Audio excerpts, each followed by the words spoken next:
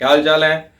मेरे पहले लेक्चर में हम लोगों ने फोर्स के बारे में देख लिया था, कूलम फोर्स के बारे में जितना हमने मैक्सिमम देखना था। ठीक है, सिर्फ हमने मैग्नीट्यूड की बात की थी। अब इस बार हम लोग वेक्टर्स की भी बात करेंगे। ठीक है, और साथ ही साथ मैंने परमिएबिलिटी और परमिटिविटी के बारे में मैंने काफी कुछ कहा था। ठीक है, तो अभी हम लोग उसको डिस्कस करेंगे कि परमिटिविटी बेसिकली है क्या। चलिए आइए डिस्कस करते हैं।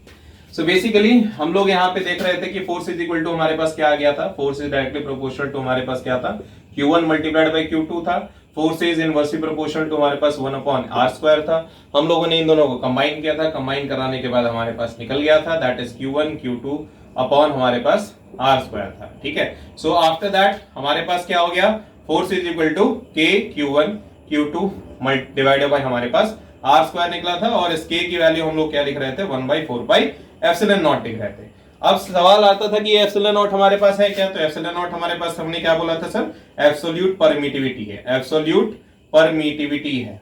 ठीक है, एब्सोल्यूट परमिटिविटी है। तो अब ये एब्सोल्यूट परमिटिविटी जो है ये हमारे पास क्या है सर, एब्सोल्यूट हम लोग इसको क्यों कहते हैं, ये हमारे पास in the medium of in the medium of in the medium of in the medium of air और वैक्यूम। वैक्यूम, ठीक है, in the air of air and vacuum. So basically epsilon naught is like this. So epsilon naught is what, epsilon naught. So right now we are discussing about the relative permittivity. अब भाई हमारे पास relative permittivity क्या है, तो एक याद करो। चलो फटाफट 10वें में चले जाओ। 10वें में याद होगा सर, हम लोगों ने रिफ्रैक्टिव इंडेक्स के बारे में बात किया था कि एक लाइट हमारे पास दूसरे लाइट में जाता है तो कहता है ना ना ना ना ना ना तुम दूर रहो। तो इस हिसाब से क्या होता है, काफी मशक्कत करके दूसरे मीडियम में घुस जाता है। तो घुसने के बाद क्या होगा सर, आप दूसरे घर में घुसिएगा तो ऑब्वियस बात है आपका वेलोसिटी एकदम स्लो हो जाएगा। ऐसा तो बाहुबली टाइप का है नहीं आप। तो उसी हिसाब से क्या हो जाता है, लाइट भी जब एक मीडियम से दूसरे मीडियम में घुसता है तो वो क्या हो जाता है, सर अपना वेलोसिटी धीमा कर लेता है। लेकिन कब करता है, जब हमारे पास वो मीडियम डेंसर रहता है। डेंसर मतलब ज्यादा ताकतवर, जिसके ज्यादा ताकतवर घर में अगर घुसिएगा तो ऑब्वियस बात है धीरे धीरे चलिएगा कि अरे सामने वालों को कहीं कान में आने जाए। तो इस हिसाब से आप क्या करते हैं सर, अगर डेंसर मीडियम है तो लाइट हमारे पास क्या हो जाता है, स्लो हो जाता है। अगर रेयर मीडियम है तो फिर पूरा बाहुबली टाइप आया और मीडियम से एकदम मीडियम में जैसे ही एंटर हुआ रेयर मीडियम में और भी ज्यादा फास्ट हो गया। तो बेसिकली हमारे पास वहां पे क्या आ जाता है, रिफ्रैक्टिव इंडेक्स का कंसेप्ट आ जाता है कि अरे ये कैसे हो गया। तो उसी केस में वहां पे रिफ्रैक्टिव इंडेक्स काम करता था, जो बताता था, कंपेयर करता था दो मीडियम के बारे में। यहां जो हमारे पास काम करने वाला कौन है, परमिटिविटी। क्योंकि भैया हमारा जो फोर्स है ना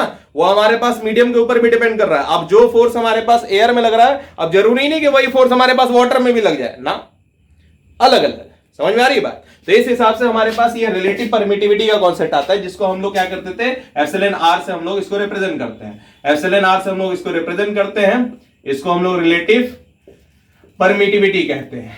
रिलेटिव परमिटिविटी कहते हैं। और ये रिलेटिव परमिटिविटी हमारे पास क्या होता है sir, epsilon of the medium. It means epsilon of the medium divided by epsilon naught. अब देखिए everything is compared with the, जैसे आप देखते हो एब्सोल्यूट रिफ्रैक्टिव इंडेक्स, तो उसको आप कैसे कंपेयर करते थे, मीडियम का विद रिस्पेक्ट टू हमारे पास एयर के रिस्पेक्ट में या वैक्यूम के रिस्पेक्ट में। तो यहां भी हमारे पास क्या है सर, यहां भी बेचारे एयर को क्या करना पड़ेगा, अपने कंपैरिजन को दिखाना पड़ेगा। सारा कंपैरिजन हमारे पास क्या होता है, एयर और वैक्यूम के हिसाब से होता है। तो यहां जो एप्सिलॉन नॉट है that is the absolute permittivity in the air और vacuum. So basically absolute that this is what, permittivity in the medium, permittivity in the medium. भाई स्पेलिंग देख लेना, स्पेलिंग अपने को पता नहीं है भाई, ठीक है। परमिटिविटी ऑफ द मीडियम, ठीक है, क्योंकि अपन अंग्रेजी का टीचर नहीं है। तो इस केस में हमारे पास क्या हो जाएगा भाई, absolute permittivity.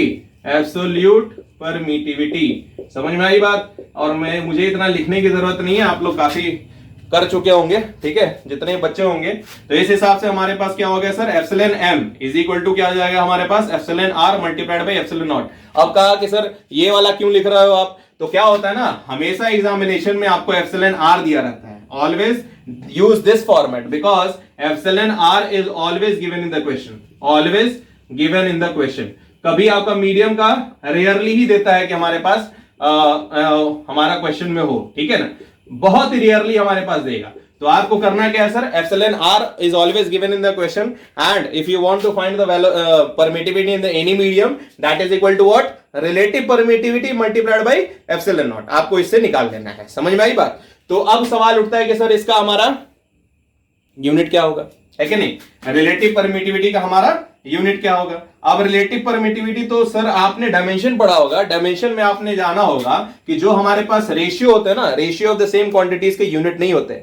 So basically ratio of हमारे पास epsilon R has no unit, no unit, ठीक है? क्यों भाई? क्योंकि डायमेंशनली ये देखा गया है that is what, ratio of same quantities के हमारे पास कोई यूनिट नहीं होते, सेम क्वांटिटीज के रेशियोज के कोई यूनिट नहीं होते, ये आप लोगों ने डायमेंशन में देखा होगा। समझ में आई बात? अब चाहे आप एप्सिलॉन आर की बात कर ले, चाहे आप म्यू आर की बात कर ले यानी रिफ्रैक्टिव इंडेक्स की बात कर ले, चाहे आप बात कर ले परमिएबिलिटी की बात कर रहे, उसमें भी रिलेटिव परमिएबिलिटी हमें पढ़ना होता है, तो चाहे आप रिफ्रैक्टिव इंडेक्स की बात करें, रिलेटिव रिफ्रैक्टिव इंडेक्स या आप रिलेटिव परमिटिविटी की बात करें या फिर रिलेटिव परमिएबिलिटी की बात करें, जितने भी आपके कांस्टेंट अगर रिलेटिव में बात करेंगे तो इस केस में रेशियो ऑफ सेम क्वांटिटीज हमारे पास होता है जिनके कोई यूनिट नहीं होते हैं। ये याद रखिएगा, नीट में एक आध सवाल इससे दाग देगा तो कहेगा कि भैया बताइए इसका हमारे पास, तो ये एप्सिलॉन देकर के घबराइएगा मत,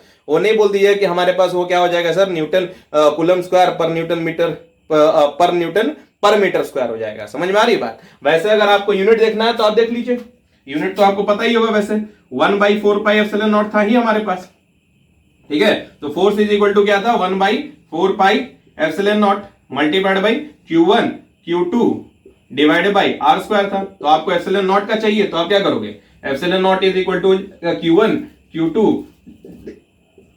divided by 4 pi F into R square. तो ये क्या होगा, कूलम स्क्वायर हो गया, न्यूटन मीटर हो गया और ये हमारे पास मीटर स्क्वायर हो गया। तो क्या हो गया सर, कूलम स्क्वायर पर न्यूटन पर मीटर स्क्वायर। समझ में आ रही है बात? तो ये एप्सिलॉन नॉट का हो गया, ये एप्सिलॉन नॉट का हो गया। रिलेटिव परमिटिविटी का मत कर दीजिएगा, रिलेटिव परमिटिविटी क्या है sir, this is the ratio of same quantities, so that's why it has no unit. तो इसीलिए एप्सिलॉन आर का कोई यूनिट नहीं होता, रिलेटिव परमिटिविटी का नहीं होता, लेकिन एप्सिलॉन नॉट का जरूर होगा। समझ में आई बात? तो इतनी सारी चीजें मेरे हिसाब से आप लोगों को क्लियर हो चुकी होंगी, ठीक है? आज का लेक्चर थोड़ा लंबा नहीं कर सकते हैं,